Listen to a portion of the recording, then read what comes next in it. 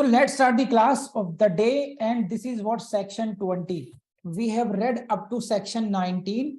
This is section 20, and first question in your prelims will come from the heading itself. This is section 20. Please see this. Section 20.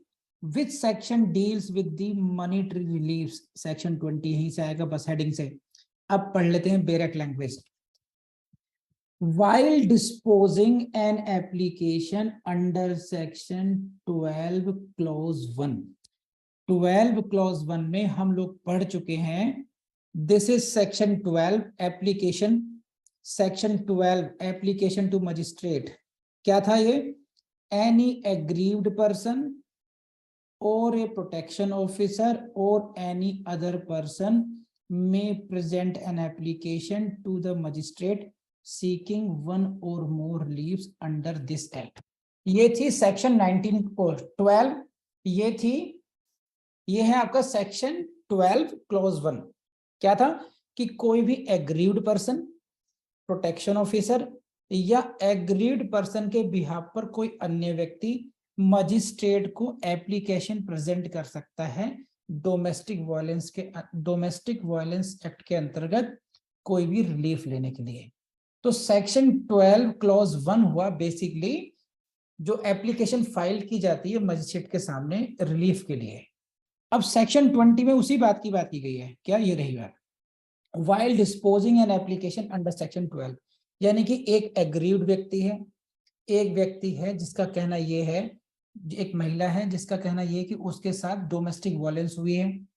उसने section 12 clause 1 में एक application लगाई है और magistrate उसको dispose कर रहा है. While disposing, right? तब क्या होता है, तब पढ़िए. देखिएगा अब ये रही आपके सामने. The magistrate may direct the respondent to pay monetary relief. इतना ही याद रखना है. And write down P for prelims. यहीं से क्वेश्चन पूछेंगे. Under which section magistrate may direct the respondent to pay monetary relief. Respondent को कौन सी धारा के अंतर्गत मॉनेटरी रिलीफ पे करने के लिए आदेशित किया जा सकता है? एक क्वेश्चन यहां से आएगा. आगे मॉनेटरी रिलीफ क्यों? To meet the expenses incurred and to meet the losses suffered. बस ये समझिए. तो दिस मॉनेटरी रिलीफ, ध्यान रखना. अभी देखो मैं कुछ बहुत टेक्निकल बात बताने वाला हूं आपको. ये जो मॉनेटरी रिलीफ दिया जाएगा, ये क्यों दिया जाएगा? What should be the basis of monetary relief? आप गए सेक्शन 12 में मजिस्ट्रेट के पास, जनाब सेक्शन 20 का ऑर्डर चाहिए. क्या चाहिए? We want monetary relief. जनाब मुझे 2 लाख चाहिए, 10 लाख चाहिए. अरे भाई क्यों चाहिए? सेक्शन 20 का एक क्राइटेरिया है क्लॉज 1 में. What is the criteria? Expenses incurred. कितने एक्सपेंसेस इनक्योर्ड हुए आपके, या कितना लॉस हुआ है आपका?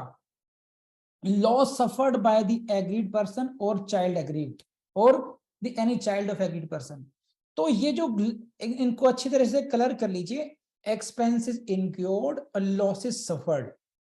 तो this is the basis of monetary relief under section 20 clause 1. देख लीजिए ढंग से अच्छी तरीके से एक बार.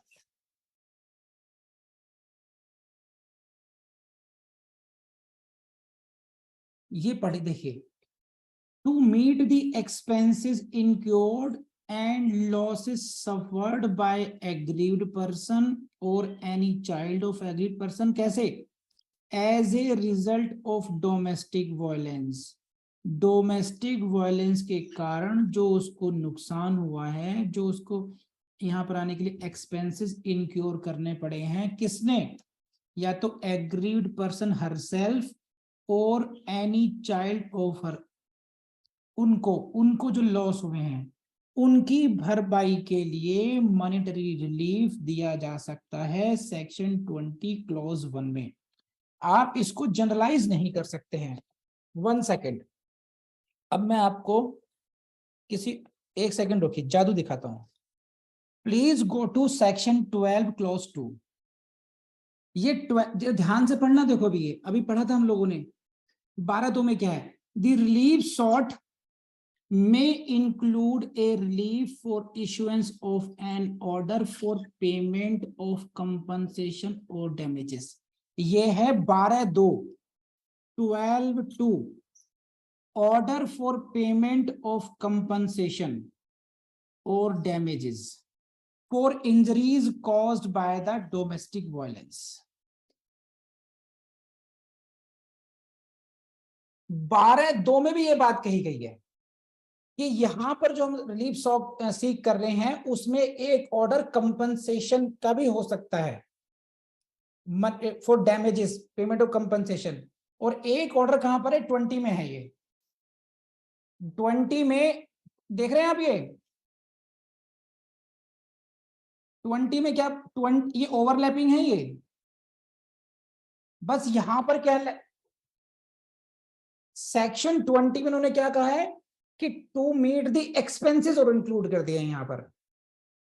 तो वहां पर भी कंपनसेशन की बात की गई है कि कंपनसेशन का ऑर्डर भी हो सकता है, और यहां पर भी बात कही है 20 को। तो ध्यान रखना, जब भी आप पढ़ेंगे सेक्शन 12 क्लॉज 2 को भी पढ़ेंगे साथ साथ, और यहाँ पर सेक्शन 20 को भी पढ़ेंगे।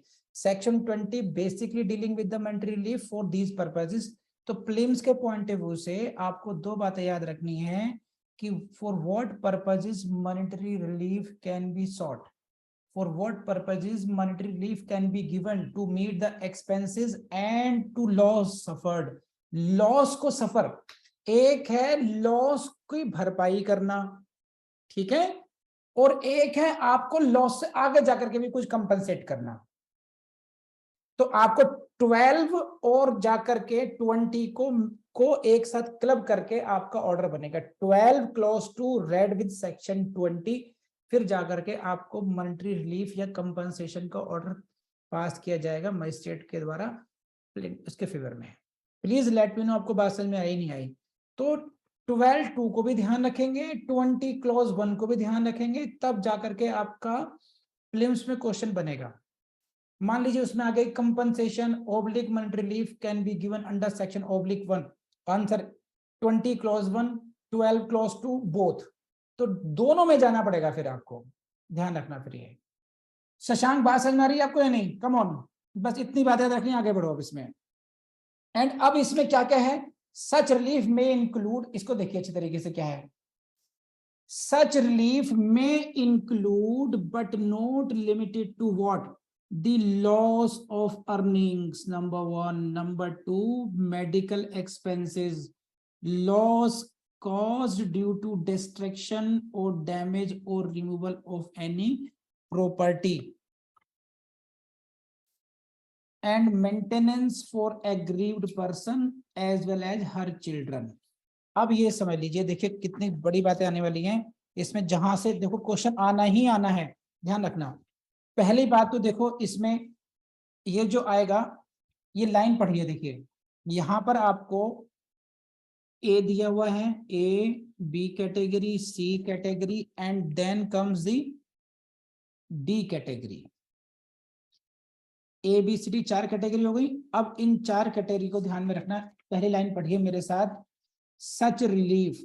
सच रिलीफ का मतलब है MR, मॉनेटरी रिलीफ, जो हम 20 में बात कर रहे हैं। may include but not limited to A B C D। इसी लाइन को समझिए इस तरीके से तरफ कि ये जो मॉनेटरी रिलीफ है, ये जो मॉनेटरी रिलीफ है, इट में include A B C D category. जो 4 कैटेगरी हैं वो तो इंक्लूड हो सकती हैं, बट नॉट लिमिटेड टू, लेकिन मॉनेटरी रिलीफ यहीं तक सीमित नहीं रहेगा। Means there may be some additional categories which may be included by the magistrate apart from ABCD। जैसे ए कैटेगरी में क्या है? Loss of earnings. तो मॉनेटरी रिलीफ में include loss of earnings. For example कि जो लड़की है, जो वुमेन है, वो because of the domestic violence अपनी जॉब लॉस करती है, बिजनेस में दिक्कतें आने लगती हैं उसको, तो उसकी अर्निंग प्रभावित होती है, तो वो जो लॉस हुआ उसको, उसकी भरपाई मॉनेटरी रिलीफ के द्वारा करवाई जा सकती है। एक बात ये हुई। मेडिकल एक्सपेंसेस, अगर कुछ इंजरीज होती हैं, मेंटल ट्रॉमा होता है, फिजिकल इंजरीज होती हैं और उसके मेडिकल एक्सपेंसेस अगर उसको करने पड़ते हैं, then those can be taken care in this monetary relief में। हो गया, दो बातें हो गई। तीसरा हो गया loss caused due to destruction, damage और removal of the property. Aggrieved person के कंट्रोल में अगर कोई प्रॉपर्टी थी, उसको आपने डिस्ट्रक्ट किया, उसको डैमेज किया, उसको रिमूव हटा दिया, उसकी कार तोड़ दी, उसकी स्कूटी तोड़ दी, व्हाटएवर प्रॉपर्टी का डिस्ट्रक्शन किस तरीके से हो सकता है, तो उसकी वजह से जो लॉस हुआ उसको मेकअप करने के लिए, ये 3 कैटेगरी हो गई। और ये होगी 4th कैटेगरी कि उसके मेंटेनेंस के लिए। किसके मेंटेनेंस के लिए? एग्रीड पर्सन का मेंटेनेंस, या फिर और as well as her children, उसके बच्चों का मेंटेनेंस हो गया। तो अब ये 4 चीजें हो गई, A B C D category हो गई।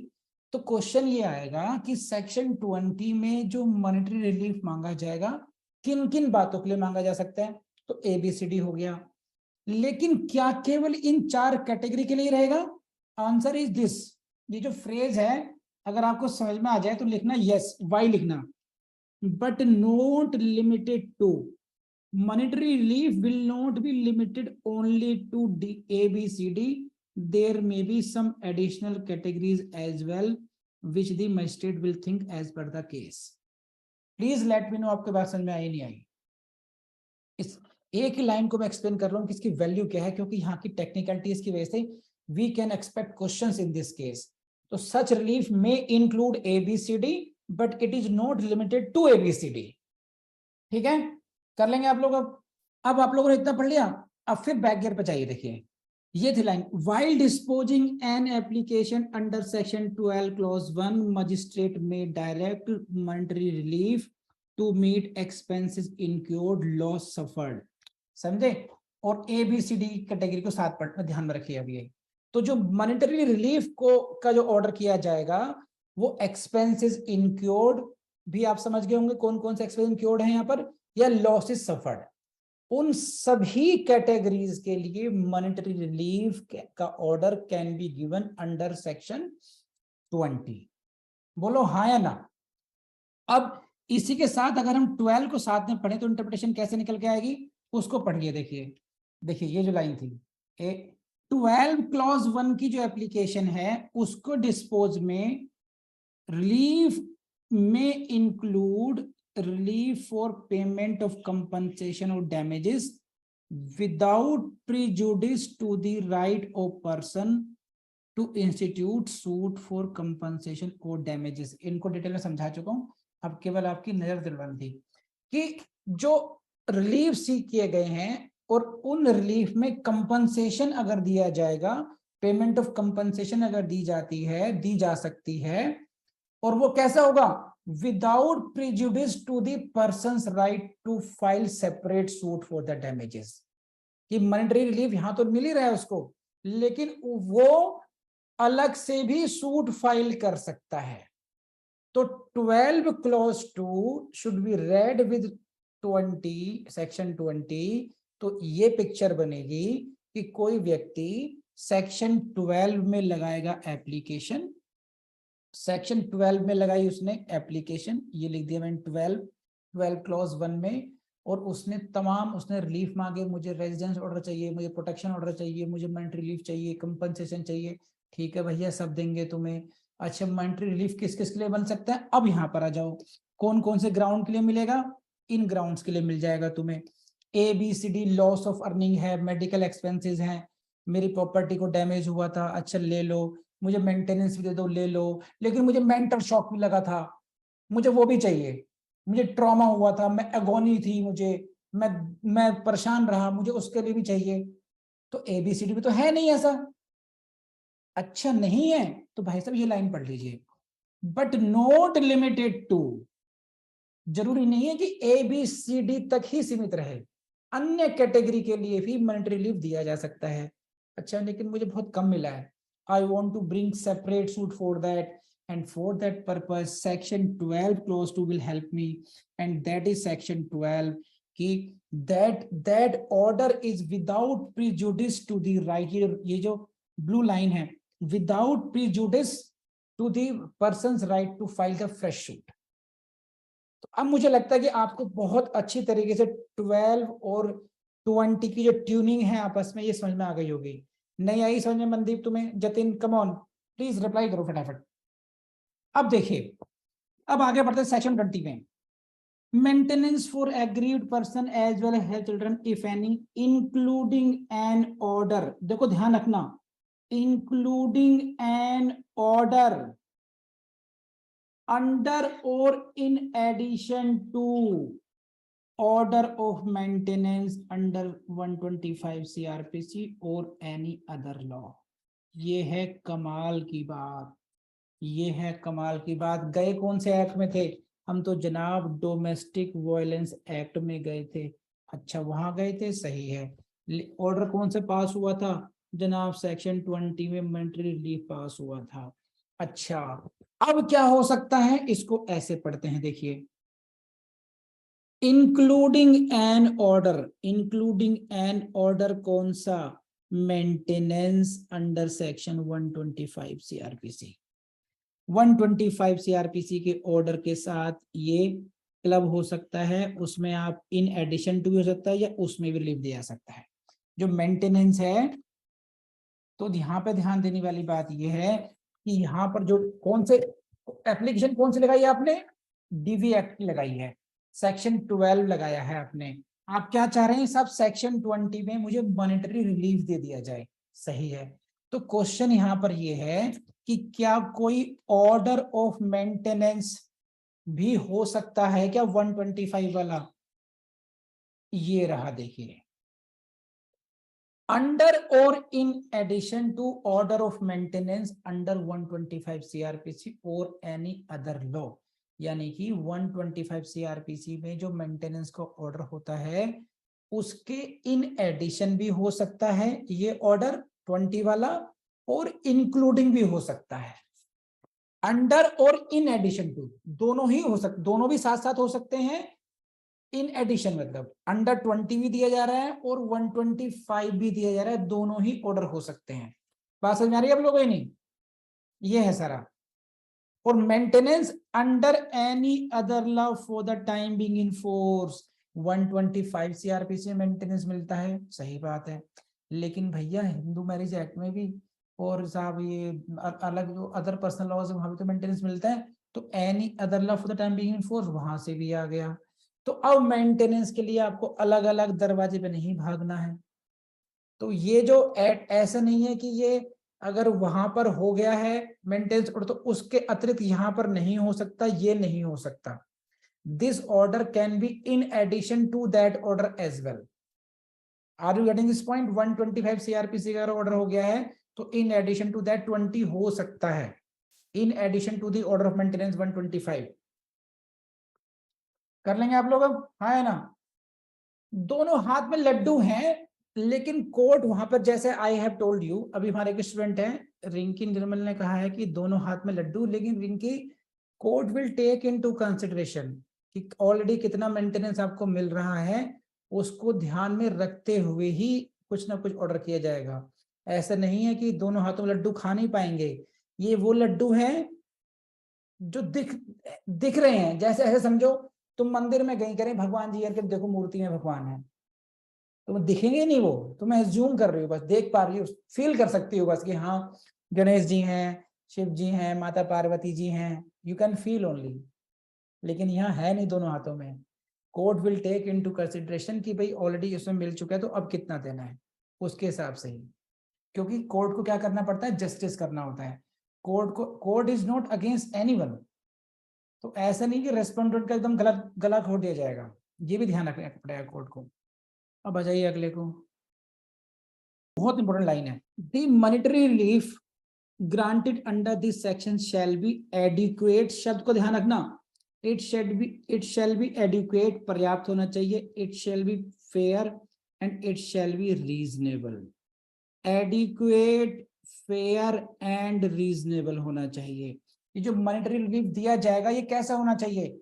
इट शुड बी एडिक्वेट, पर्याप्त हो, जुडिशियस हो, मतलब लगना चाहिए कि हाँ ठीक है, फेयर है, ओके, रीजनेबल है।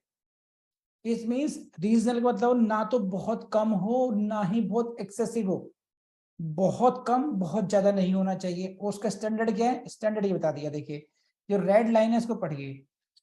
And consistent with standard of living,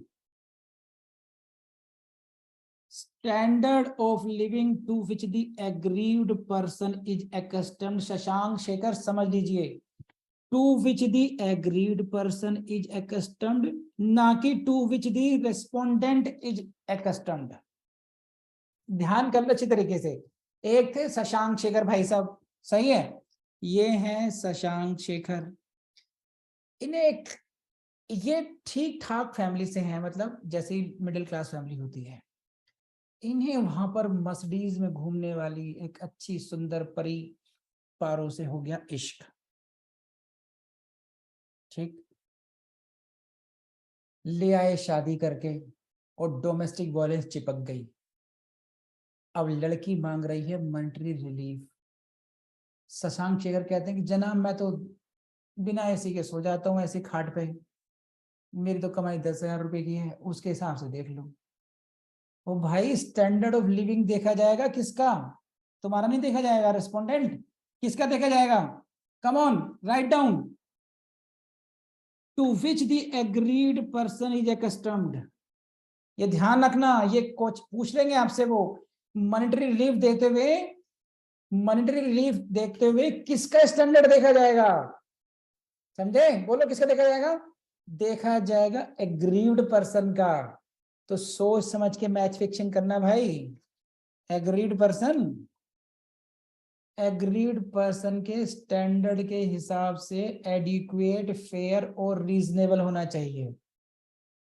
ये है सारी बात इसमें। मैंने कहानी इसलिए बताई आपको ताकि आप लोगों को ध्यान रहे कि एग्रीड पर्सन को कभी नहीं भूलेंगे। यहाँ पे करिए highlight, write down P for films बैरेक्ट में, या जो मैंने नोट्स दे रखे हैं वहां पर ये हाथ के आप बोलेंगे तो नहीं अब? हाँ, अब पढ़िए अगला। दूसरी बात, next, magistrate shall have power to order an appropriate lump sum payment or monthly payments of maintenance as the nature and circumstances of the case may require।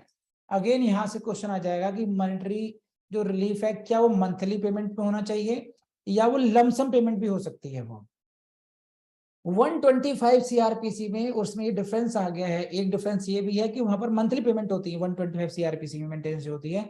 यहां पर जो मेंटेनेंस की दी जा रही है वो लम सम पेमेंट भी हो सकती है। तो यहीं से क्वेश्चन आएगा कि it can be either lump sum or monthly. Option A it can be lump sum payment, option B it can be monthly payment, option C either lump sum or monthly, as the case may be magistrate may decide about this. बोलो कर लेंगे आप लोग, बहुत कुछ समझाने की जरूरत नहीं है। यहाँ से इतना ही ध्यान रखना बस कि लमसम पेमेंट भी हो सकती है और मंथली भी हो सकती है। इन्हीं को हाईलाइट कर लीजिए जैसे मैंने कर रखा है और लिख लीजिए पी फॉर फिल्म्स, बस। अब आगे तो बिल्कुल हलवा टाइप चीजें हैं, कुछ समझाने की जरूरत नहीं है इसमें ज्यादा ऐसी। Magistrate shall send a copy of the order to the parties and to the incharge of the police station. P for prelims लगा लो भैया, ये बहुत जरूरी है। देखो यहां से क्वेश्चन आएगा, तुम परेशान हो जाओगे कि सब कुछ याद कर लिया लेकिन याद क्या नहीं करा कि भैया कॉपी किसको भेजेंगे बॉर्डर की। मजिस्ट्रेट शैल सेंड, शैल है ये, send a copy of this, monetary relief का ऑर्डर दे दिया तो जनरली कॉपी किसको भेजते हैं, किसको देंगे? पार्टीज को देंगे, तो भी इस बात है to the parties to the application. Respondent को देंगे, एप्लीकेंट को दे देंगे, वो तो मुकदमा लड़ रहे हैं उनको तो दी जाएगी। लेकिन एंड पढ़िए, देखो क्या लिखा है शब्द, ये लिखा है एंड, एंड और ये क्या है, to the incharge of the police station. Police station के इंचार्ज को भी कॉपी भेजी जाएगी। तो ये थोड़ी सी नई बात है, 125 सीआरपीसी में नहीं होता है ऐसा कुछ भी कि उनको भी भेजो, थानेदार को भी भेजेंगे कॉपी, एक ये अलग बात है। और यहीं से क्वेश्चन बन गया प्रीलिम्स का कि magistrate shall send copy option A to the parties, number 2 to the officer incharge police station, option C both. Answer क्या है कमेंट बॉक्स में लिखो। और दूसरी बात, नेक्स्ट अगर मुझ जैसा मिल गया कोई एग्जामिनर तो मैं आपसे ये पूछूंगा कि ऑफिसर इंचार्ज कहां का, कौन से पुलिस स्टेशन का, with in the local limits of who jurisdiction respondent resides. भैया एकदम गांठ बांध लो, इसको हाईलाइट कर लीजिए। कौन से पुलिस स्टेशन को भेजेगा भाई, कौन से इंचार्ज को भेजेगा, जहां पर रिस्पोंडेंट रिजाइड करते हैं। क्यों भैया, वहां पे तो उसी को तो कहेंगे पैसे दे अभी हाथ के हाथ, इंप्लीमेंट कैसे करवाएंगे वरना। देखो अगर उसको मंडी रिलीफ कर दिया तो भाई उसको एग्जीक्यूट कैसे कराएंगे, उसको पैसा दिलवाएंगे कैसे, और कहाँ बेचारी वो तो पहले से एग्रीव्ड है, वो कहाँ भागी भागी फिरेगी। तो मजिस्ट्रेट ने एक कॉपी भेज दी एसएचओ को पहले से ही, ताकि उसके पास एक कॉपी रहे। ये उसकी व्यवस्था की जा रही है। तो जहां पर रेस्पोंडेंट रहता है वहां के उसमें, यानी कि कई बार ऐसा हो सकता है कि एग्रीड पर्सन अलग रह रहा है, रेस्पोंडेंट अलग रह रहा है, उस केस में मॉनिटरी रिलीफ का ऑर्डर हुआ, कॉपी दे दी दोनों को, और वहां के एसएचओ को दी जाएगी कॉपी जहां पर रेस्पोंडेंट रहता है। यहां से किसी पॉइंट से क्वेश्चन मिल जाएगा आपको, और मेंस में भी पूछा जाएगा, यहां से ध्यान रखना। अब अगेन ये इससे क्वेश्चन नहीं बनता, पढ़ लेते हैं बस। कोई क्लॉज 5 है ये, रेस्पोंडेंट शैल पे MR granted to agreed person within the period specified in the order। ध्यान रखना, यहाँ पे लिख लीजिए हाईलाइट करके प्रीलिम्स, क्योंकि यहाँ पे कोई 15 डेज, कोई 13 डेज, कोई 6 डेज नहीं है। यहाँ पर टाइम जो पीरियड है वो टाइम पीरियड वो होगा जो स्पेसिफाइड इन द ऑर्डर होगा। It means no specified order is given, only it should be mention in the order. तो ध्यान रखना कि यहाँ से अगर कोई क्वेश्चन पूछ लिया कि MR monetary relief should be paid by the respondent option A within 30 days, within 60 days, or as described as mentioned in the MR order, तो क्या ऑप्शन होगा, ठीक बताओ जल्दी से क्या होगा। नहीं आ रही बात समझ में, जतिन कम ऑन, मनदीप हाँ साहब। अब ये जो कातिल मोस्ट इंपॉर्टेंट क्लॉज ये आ गई आपके सामने, इसको नहीं भूल सकते हैं आप Nikki madam. Don't dare to ignore this clause. क्या है ये उन लोगों के लिए है जो देना नहीं चाहते हैं पैसा। शशांक शेखर भाई साहब जॉब कर रहे हैं, शशांक शेखर ने लोगों को कर्जा बांट रखा है, और हमसे कह रहे हैं जनाब कहाँ से लाऊं पैसा, पैसा नहीं है हमारे पास, हमारा देने का मन है लेकिन हम दे कहां से। तो ऐसे लोगों का इलाज किया गया है क्लॉज 6 में। क्या क्या है देख लीजिए। Upon the failure on the part of the respondent, failure कैसा, टू मेक पेमेंट, पेमेंट नहीं कर रहे हैं, तब क्या होगा, मजिस्ट्रेट में डायरेक्ट, इसको हाईलाइट कर लीजिए इतने पोर्शन को और लिख लीजिए P for prelims, may direct the employer number 1 या or a debtor of the respondent to directly pay to the aggrieved person. छोड़ो भाई क्या कर डाला, एम्प्लॉयर से कहेंगे। कौन कह रहा है, मजिस्ट्रेट कह रहा है, कोर्ट कह रही है भाई, जुडिशियल मजिस्ट्रेट फर्स्ट क्लास कह रहा है, मेट्रोपॉलिटन मजिस्ट्रेट कह रहा है। सरकारी नौकरी में है तो लिखेंगे सरकार को कि डायरेक्टली पैसा अग्रीड को दीजिए एज पर द ऑर्डर। सोचो कितना बड़ा रिलीफ दिया जा रहा है। नौकरी करते हुए बाबू तुम्हारे मालिक से ले लेंगे पैसा, डायरेक्टली पेमेंट करो आप उसको। ये डेटर है, देखो कितनी बड़ी बात है। एम्प्लॉयर है सीधा पैसा देगा, और ये है डेटर यानी कि जो जिसने कर्जा ले रखा है, जो कर्जा देता है रिस्पोंडेंट को, पति देव का कर्जदार कर्जा चुकाएगा, पैसा किसको देगा, पति को देगा। वो कह रहे ना पति को नहीं देना, अब तुम अपनी किस्तें एग्रीव्ड को दो।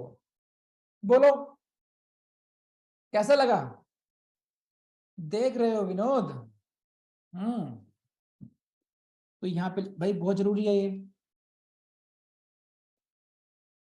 या तो डायरेक्टली पे करो। हाँ एकदम सही जवाब शशांक। ओवर to deposit with the court, या कोर्ट में डिपॉजिट करोगे, या a portion of the wages और सैलरीज और debt, bus to the credit of respondent which amount may be adjusted towards monetary relief payable by the respondent। यही खास बात है बस कि एक पोर्शन आप उसको दोगे ताकि वो उसमें एडजस्ट कर लेंगे, इतनी बात ध्यान रखनी और कुछ ज्यादा रखना नहीं है। ये हो गया आपका सेक्शन 20, समझे? तो this is all about section 20। Section 20 किसी को समझ में नहीं आया मुझसे पूछ सकते हैं अभी, you have chance, come on hurry up everyone. अब भैया दुख भरे दिन बीते रे भैया, अब सुख आयो रे। बड़े बड़े सेक्शन खत्म, अब शुरू होंगे छोटे छोटे सेक्शन। तो section 20 is over from my side, now we will start section 21।